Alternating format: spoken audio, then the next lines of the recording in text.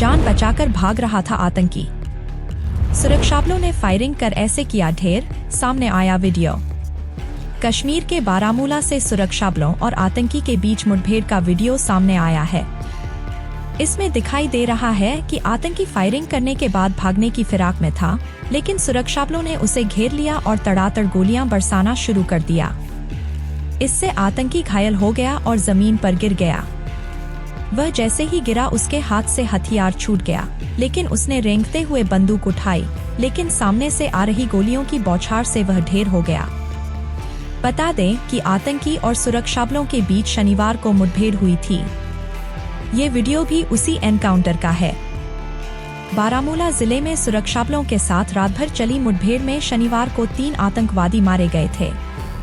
अधिकारियों ने इसे विधानसभा चुनाव से पहले एक महत्वपूर्ण सफलता बताया।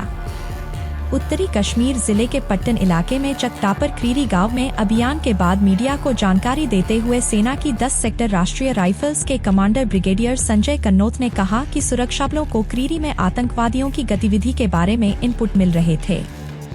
पीटीआई के मुताबिक संजय कन्नौत ने कहा कि हमें खुफिया एजेंसियों से चकटापर में कुछ अज्ञात आतंकवादियों की मौजूदगी के बारे में विशेष जानकारी मिली थी।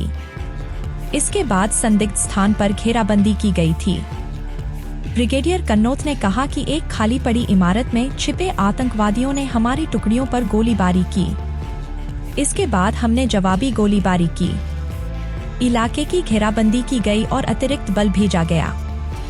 उन्होंने कहा कि आतंकवादियों ने रात भर सैनिकों पर लगातार भारी गोलीबारी जारी रखी, जिसका प्रभावी ढंग से जवाब दिया गया। सेना अधिकारी ने कहा कि सुबह भी अभियान जारी रहा।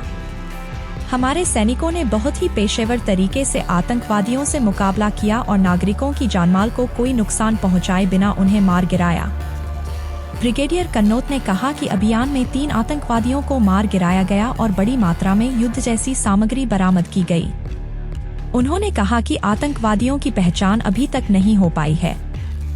उन्होंने कहा कि केंद्र शासित प्रदेश में आगामी संवेदनशील घटनाओं को ध्यान में रखते हुए यह अभियान काफी अहम है और सुरक्षाबलों के लिए एक बड़ी सफलता है।